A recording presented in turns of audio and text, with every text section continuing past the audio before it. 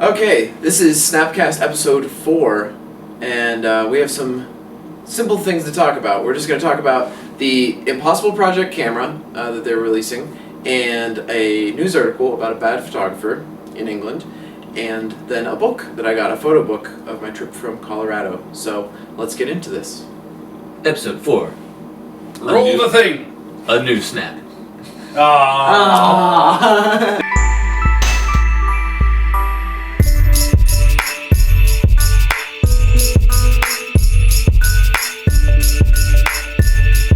Do it again.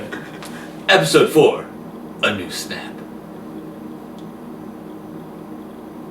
Cool. Okay. Alright, so our first item of business is the new Impossible Project camera. They're calling it the I-1. I almost said the one eye. They're calling it the one eye because it only has one lens. Going at Cyclops. So it's the I-1.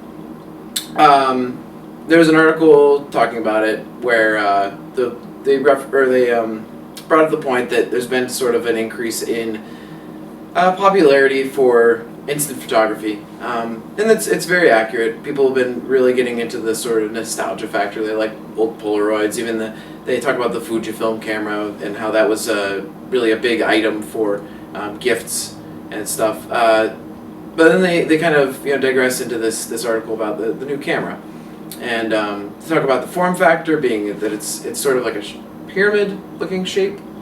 It's got a pop-up eyepiece for like composing your shot, and yeah, so that's kind of like what you see at first. So Is that cool? Is that just a flash around the lens, or is that an actual light? I'm glad you asked, Robert. It is an LED ring. So instead of the original cameras having that harsh flash, which kind of was part of what made a Polaroid look like a Polaroid, it's going to be kind of a more exact looking lighting. It's more Okay. proper. Kind of the modern, clean, what we'd expect from a flash in a Right. police camera today. And actually, they're on Impossible Project's website. There are 4 photos at the bottom of the page when they're announcing the thing. It's really cool. So the first one is a portrait, and I thought it looked really nice. Pretty cool. So from there, I'd like to move on to the fact that it has Bluetooth connectivity. This is sort of where it crosses over into like an innovation in Polaroid cameras. Yeah. Levi and I were talking about this before we started recording it. Yeah, what I like about this is that I'm not someone that kind of buys in that. A lot of people used the Polaroid cameras, and it's a neat little thing. But for me, it's kind of I don't really see it. I see that as part of the past. So the people that want to kind of keep this going, I like that they're changing it up and being able to add to the the photo medium. They're able to improve the camera in this way. That way, it's not just using something from the past because it's in the past, but just for nostalgia. So you get that nostalgia feeling, plus a lot of other people can use it. Right, and like Levi said, it's an improvement. So the thing with the Bluetooth connectivity is that it now has an app, and with that app, you can control the aperture and shutter speed, which also That's has. cool. Yeah, it's pretty neat. It reminds me of the SX70, which had like SLR sort of functions, where you could change those things, and of course the speed is the film, so you can't change ISO, But so it's still analog in the sense that it uses film, and it's analog in the sense of like how it's capturing onto the film, but you have the digital blend or like melding where now you have an app that you can control the camera, and you can there's also, did I say that it has a remote feature? You can remote trigger it. Okay. And the other photos on the website, you'll see you can tell that there are 2 different lighting situations in the first 2, and then the third one they did a slower shutter speed to get that motion blur with the trolley. And then the third one is a double exposure. Or what did I say? You said third one again. The third one. The third one. The third one. The third one. the They fourth. can all be three, Jake. 3 is better. No. The rule of thirds. So the fourth one is a double exposure, which is another feature that allows us to do, or allows the user to do. Right. So this camera's kind of adding possibilities to Yeah. the act of using a Polaroid. Yeah. Yeah. And also rechargeable battery. I liked that point.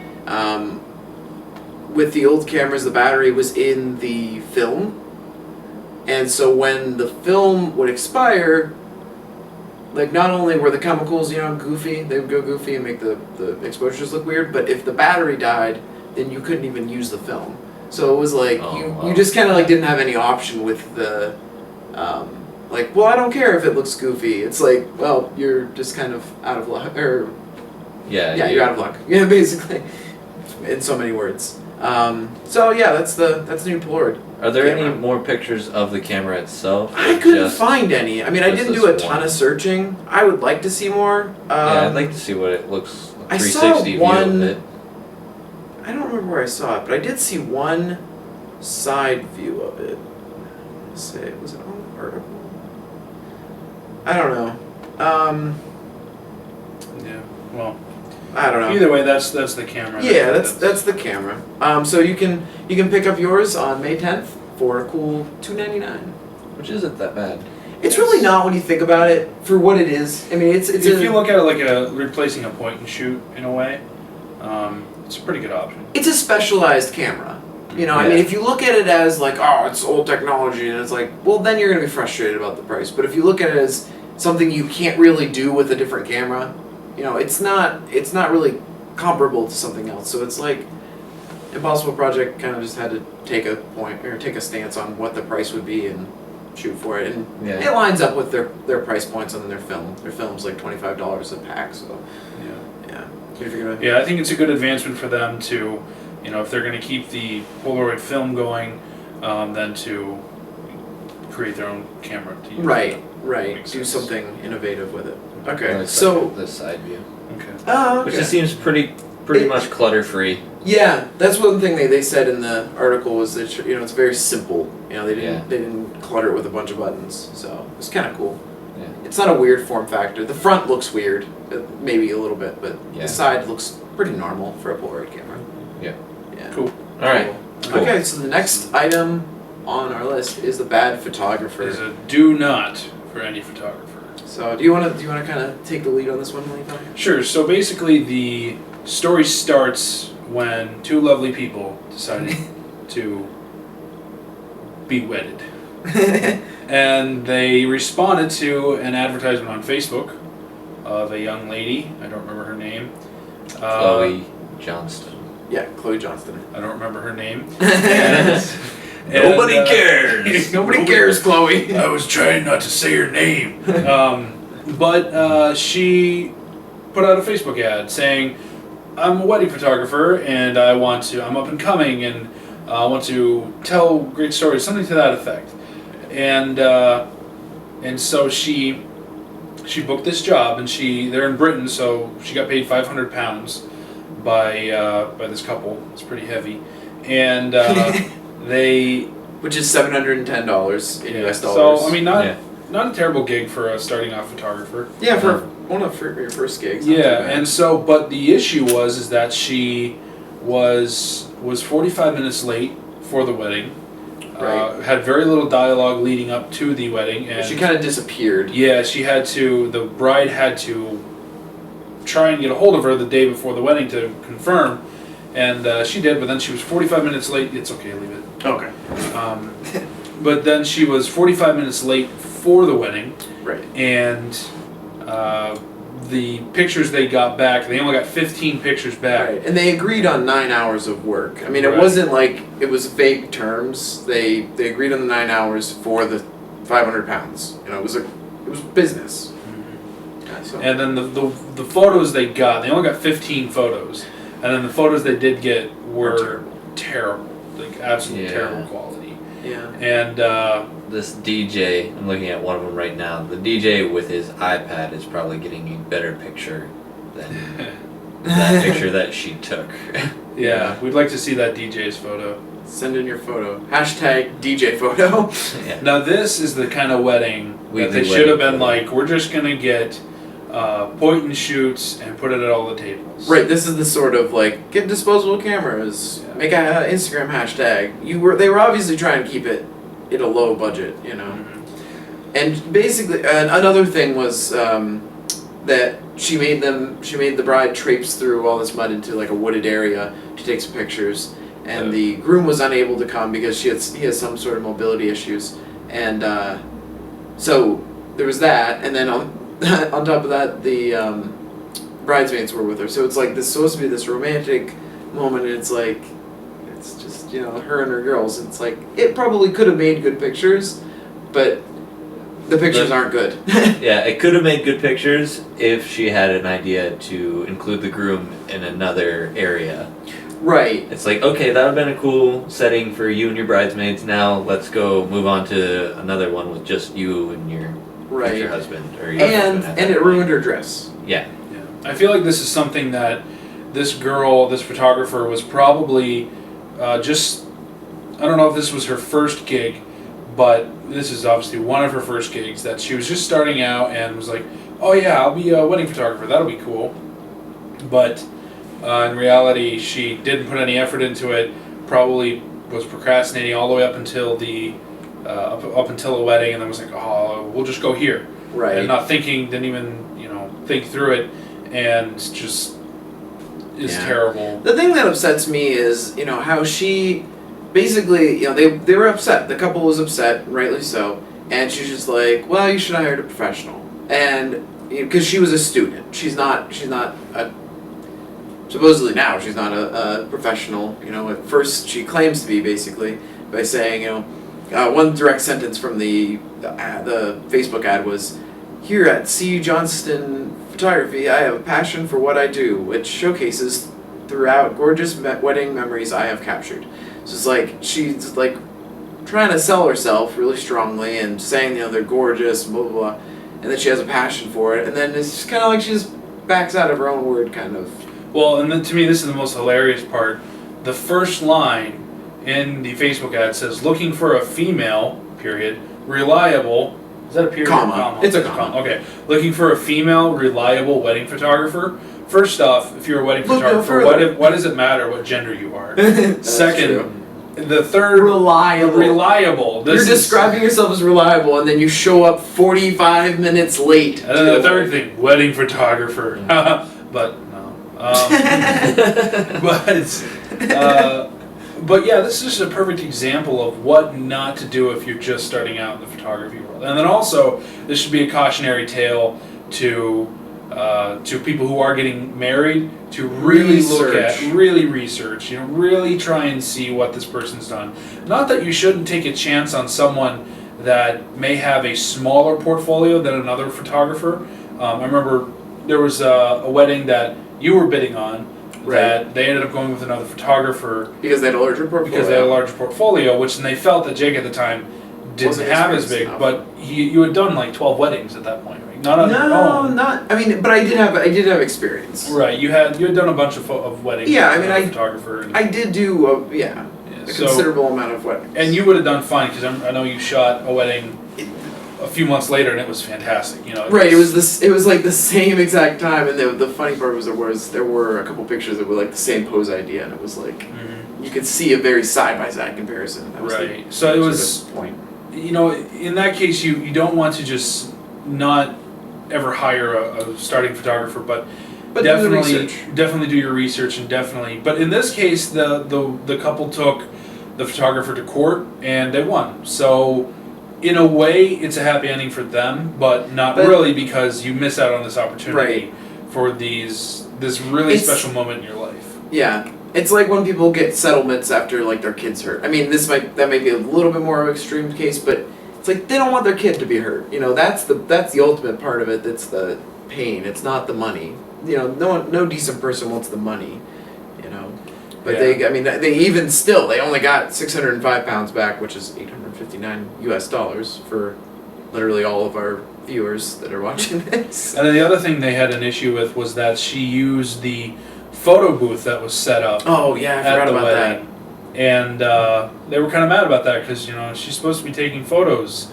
At least get, 16 or 17 photos and not be in the photo booth for part of the wedding. She almost had more photos of her in the photo booth Right. than what she took. Yeah. So. And what's just funny because the photos of her in the photo booth are actually They're better very photos. clear. Yeah, they're better photos than what I mean, she the took. lighting is considerably better, but still, Yeah. if you're a photographer, that shouldn't be your excuse. I mean, Yeah. And even then, I think a professional photographer, if you go to the photos of the wedding of the reception rather, if you look at those, it's not something that I think a professional photographer would have really agreed with. I think the photographer would have made the DJ change the lighting a little bit because I mean it's Yeah. flooded purple, and I feel like you. well, I've been in even that if you're- situation even if before, you're, yeah. and you should be able to fill with your flash. You should be Right. able to fill Yeah. the person, bounce it off the ceiling, and fill the faces. You'll still get purple in the background, but it'll look good. It'll look Yeah. fine. Agreed. I wonder if she even had something like that available to her. What? A A flash. A good flash. A Because flash. And not judging photos. by even some of the pictures she has of the photo booth, it's it was obviously, you look at some of the pictures outside, it's overcast, it's hazy, and Overcast is great for pictures, though. it is, but it's already dark. It's already getting dark. Yeah. And so just imagine inside it's already dark and she doesn't have a flash on her camera. That's true. That's true. And Well- this is obviously inside. And that's where communication would have helped. And she even said on part of her ad that was like, I want to go the extra mile, basically, kind of, something to the effect of that. So it's like, She said extra mile. That's weird because no, she didn't say extra The mile. extra kilometer. They actually do use miles over there, though. I was Yeah. surprised. They do. Oh, yeah? They use a lot of imperial or whatever it's called. No, she said I'm willing to meet, to get more details. Something I don't know. But still, Anyway, it's a good that's the example point. for photographers to remind yourself what not to do, and for people who are hiring photographers to remember what to look out for. Oh, yeah. It says, here's the list of complaints that they had. It's number 4 is took pictures without standard camera, or with a standard camera, without any lighting equipment. So, she obviously didn't even have a flash for her camera. Yeah. Well, that's not good. Okay, so do we want to move on? Yeah, let's move on. Yeah. Okay. I think we did good. So we can make fun of her more, but yeah, that's not doing Pretty anything. much the entire story. We'll let the rest of the internet deal with that. Yeah. Right. Comment below. Yeah, comment, Yeah. comment if you've had any bad experiences with photographers or whatever. What Could she- we- could or we what have the she could link have to done- this? Yeah, Better. we'll have all the links in the description. Yeah, links in the description to the articles. And then, what should be her punishment? Yeah. Let us know. So next up, we want to talk about Jake's book that he had made. Postman Fro. It's a good book. So this is okay. So Cover up your address, or super fans are oh gonna see. man. Okay. So so Fan. let me start. Fan. Let me start back a little bit. Do a little, just tiny backstory. Not much. Not extensive. Okay. So I went on a trip last year in June to Colorado. We flew into Denver and then went to Durango. Okay. I just didn't know if my levels are. Okay. So it was a really cool trip. Kind of a once in a lifetime sort of thing for me. Because just the way that the situation worked out, it was a lot of friends that had connections and stuff, where we got to fly private. It was really cool, and once we got there, we went on a little bit of a road trip from Denver to Durango, and then we what was the next part? Oh, we took the train from Silverton to Durango, which is the one that they took in Prestige. Nice. So that was a really cool train ride through the mountains. Silverton was really cool, and then we went. The last bit of it was we went in on a little bit of a fishing excursion into the woods or into the mountains, and we rode like horses, and it was so cool. So I took a ton of photos, as you would imagine, and I wanted to get a book made, and there is integrated into Lightroom. There's a book feature where you can lay out a book, and then it pairs with blurb.com. So I ordered a book from Blurb. This is how it came in the packaging. Okay. So you open it. It comes out here.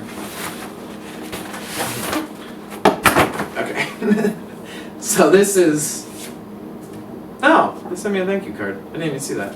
So they send you a nice little thank you card with an elephant on it. I don't know if it was right there. What?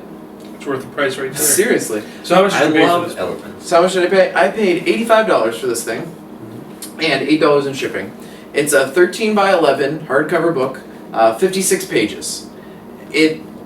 I think the book's this size with the hardcover starts at like 30 or 40, and then they tack on a little more every page you add. After a certain, I think it's like 20 pages is that price. Okay. And then as you add more and more pages, they charge more money. And how many pages did you get? 56. 56. Yeah, which, I mean, that's a lot That's of a pretty pages. good page. That's a pretty good sized book. Right. So And how many photos did you put into the book? So, actually, I don't quite know. It's somewhere around 165. Show and tell. Colorado. 2015. So, Remember, you know how like in school the teachers They- would always Yeah. hold it like that. pilot talks to co-pilot / less. Jake's father. Right. So, yeah. Let's find our favorite picture in here. Okay, I'll keep talking about the book while you guys Yeah. look at it. Okay, so, I laid it out. It was really easy to do on Lightroom.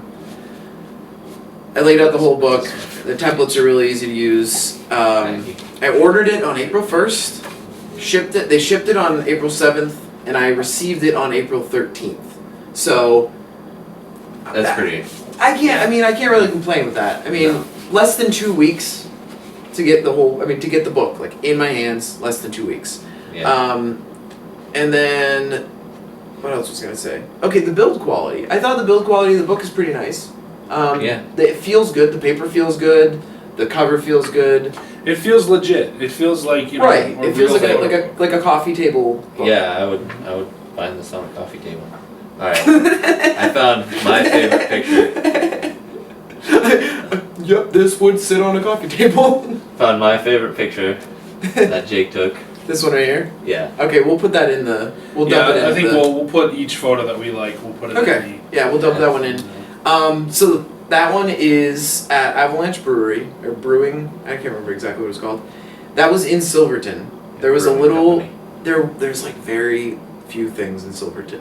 It's a very small western mountain town, and as you can imagine from the name, it was a mining town for silver. It was a little. They had beer and they had coffee basically. And, This that- is my that's your favorite. thing. This is my favorite page because then it's over. Finally. But yeah, it was cool. There was like I like the shelf that they had, and so I took a picture of it. I thought it turned out cool. My favorite one was the train, the black and white train photo. Black and white train. Yeah, the one with the engineer sticking his head out the window. Oh yeah, yeah. It was That picture was dope. This whole page is dope. Like, the way you laid that out. especially this one, where it has the logo of the train up close and it's in background, like, you know, all the background's all blurry and it's like Yeah.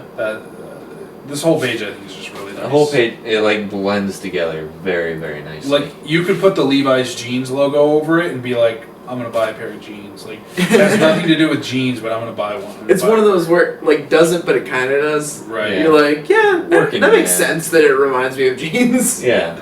Yeah. So my overall rating is, I mean, I like the book. You know. Yeah, you know, I think. Oh, the other thing I was gonna say is the resolution thing.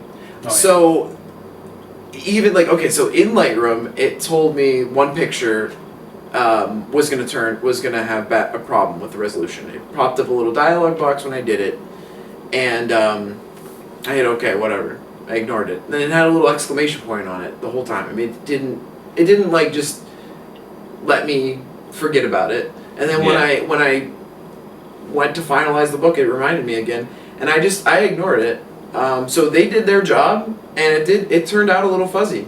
So they were right. And it's the They only. warned me. It's my fault. It's not their fault at all. So I really liked that, and It's the only bad quality print in the book, right, and it's all your fault. and it's all my fault. It is only your Yes. fault. So I would like to say Blurb did a good job. I was Yeah. going to say this is a cool way to do a Trip. a vacation, a photo album of a vacation. I think especially because, well, if this was like, I wouldn't be able to see all these photos making it into like if a photographer was just putting together a photo book For the of- public. yeah, just that he's going to sell or something like that. But if this is a way to do that, if you are a photographer, that if you're doing a family trip, this is I think a really cool way to do it because it's so different than just a photo album you buy at Walmart and go get your pictures printed at Walmart. This makes it so legit. Unique. Yeah, it's unique and it's like, it's just, it's Yeah. it's super real and it gives it, I feel like it takes the photos to the next level. I mean, presentation's everything. Right. So I feel like this is, especially having Colorado 2015, and then you have, London 2016, and Yeah. You could really. I think Make the a- only way that would make this book better if this was in Comic Sans.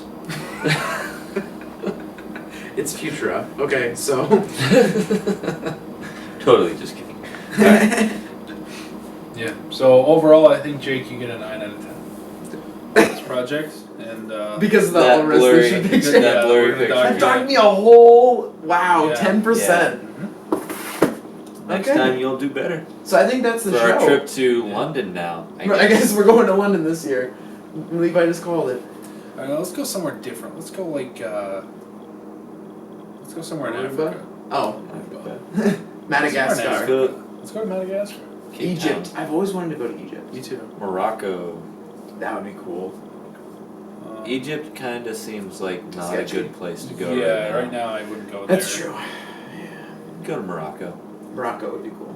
Morocco, then we Wait, can... let's just do Europe. Let's make it Europe 2016. No, we'll do that 2017. Europe 2017. Europe 2017. Yeah. We go to That- Morocco, that's when it's we'll really all of close to 2017. That's when we'll take the podcast on tour. Okay. Spain. And I really want to go to Spain. Yes. So Okay. So you heard it here first. So if you want to buy us tickets to any of those locations, start a Kickstarter. We're not going to start when you start it. yeah, a GoFundMe, a Kickstarter, an Indiegogo, whatever.